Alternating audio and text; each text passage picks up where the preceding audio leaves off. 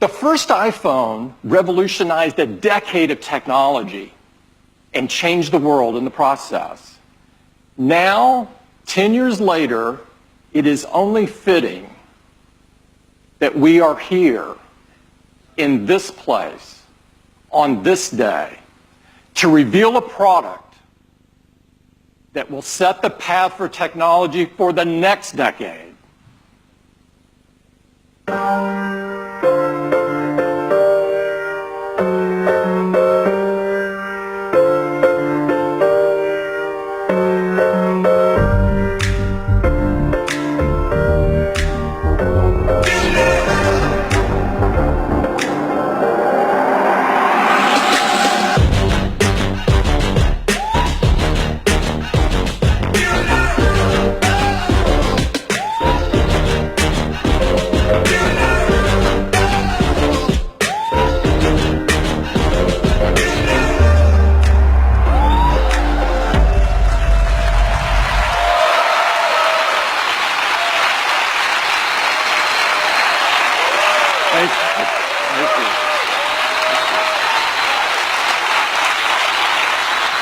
This is iPhone X. It is the biggest leap forward since the original iPhone. And to tell you all about it, I'd like to invite Phil back up. Phil? Thank you, Tim. I think you can imagine there are a lot of people at Apple that didn't get much sleep last night preparing for this. This is so exciting. I mean, it is all screen. It is beautiful to look at. It is incredible to hold. The display fits edge to edge, top to bottom. It goes into each corner where it follows the tight curve of the design. It has glass on both the front and the back, using the same super strong formula as iPhone 8. The band is made from a surgical grade stainless steel that's both durable and polishes to a beautiful finish. And look how the glass and the stainless steel form a continuous surface from front to back. There has never been anything like it. It's engineered to be water and dust resistant at a microscopic level.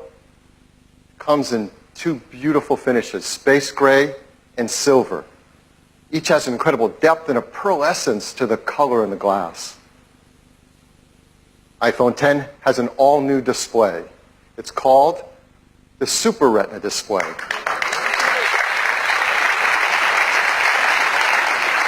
The level of quality and responsiveness and efficiency is really quite a breakthrough in mobile displays. To start with, the Super Retina display is 5.8 inches on the diagonal. It's got 2436 by 1125 resolution. That's over 2.7 million pixels. It has 458 pixels per inch. Now, this is the highest resolution and pixel density ever in an iPhone. I mean, it's remarkable how this larger display can be packed into a phone that fits so comfortably in our hands. The Super Retina display uses OLED technology. This is the first OLED display great enough to be in an iPhone. Traditional OLED displays have had great benefits, like high contrast and resolution, and no backlight means you can make them thinner. But they came with trade-offs in brightness and rich colors and color accuracy, at least compared to our Retina displays. But the Super Retina display overcomes all of these deficiencies and lives up to all that we expect from an iPhone display. In addition, the new Super Retina display supports HDR in both the Dolby Vision and HDR10 formats. It has an incredible 1,000,000 to 1 contrast ratio. It has the best color accuracy. It integrates our unique 3D touch technology right into the display. And like iPhone 8, it includes True Tone. Now, all this innovative Super Retina display technology is great, but it's the point of it that matters. And the point of it is to enable an entirely new experience that's more fluid, more intuitive. So let's start with the simplest thing. How do you wake up your iPhone X? Well, certainly you can raise to wake just like before, but now you can also just tap on the screen and it wakes up. Now, with the display going edge to edge and top to bottom, there's no more home button. And this is an important part and a big step forward in the iPhone user experience.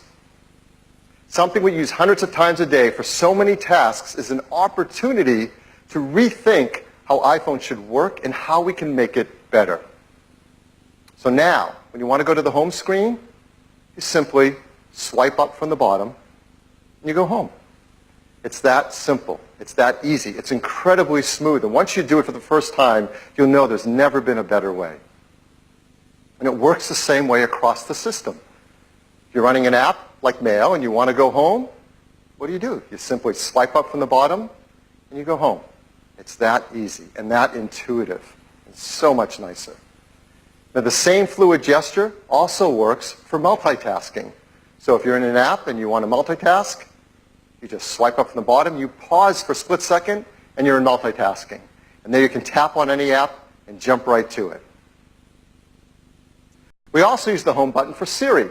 So how are we going to do that now? Well, of course, you can just speak to your phone as before and say, "Hey, Siri." No, I didn't set anyone's phones off. Or you can now press the side button in, which has been made larger. And once you press it in, you can just talk to Siri. I know what you're thinking about. Well, what about unlocking? How do you unlock your phone with iPhone 10? I mean, this has been a very important part of the iPhone user experience from the very beginning. The first iPhone, we led the way with multi-touch, and we created Slide to unlock. And this protected the iPhone from turning on when you didn't want it to, like in your pocket. Starting with iPhone 5S, we invented Touch ID. We made it fast and easy to protect all your data and unlock your phone with just your fingerprint. And Touch ID became the gold standard in consumer device biometric protection. But we know we can do something that's better. With iPhone 10, your iPhone is locked until you look at it and it recognizes you.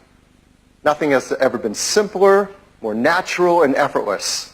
We call this Face ID.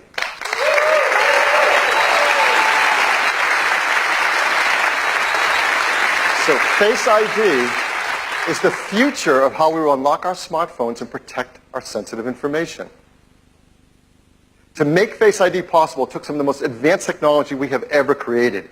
And much of it is packed right up here into this tiny little area at the top of the display. We call this the True Depth Camera System. And it is made up of incredible state-of-the-art technology. There's an infrared camera, a flood illuminator, the front side camera, and a dot projector. And that's not all. There's also the proximity sensor, the ambient light sensor, the speaker and microphone, all packed into this True Depth Camera System area. It is amazing. And here's how it works. Every time you glance at your iPhone 10, it detects your face with the flood illuminator, even in the dark. The IR camera takes an IR image.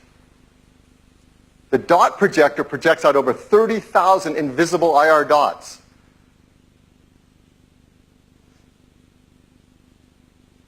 We use the IR image and the dot pattern, and we push them through neural networks to create a mathematical model of your face.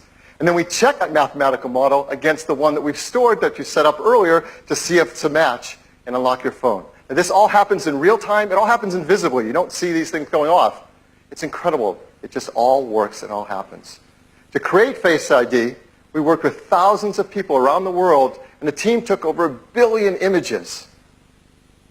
And with that, they developed multiple neural networks to create Face ID. And to process the machine learning in Face ID's neural networks, we built Apple's first ever neural engine. Yeah, this is a big deal.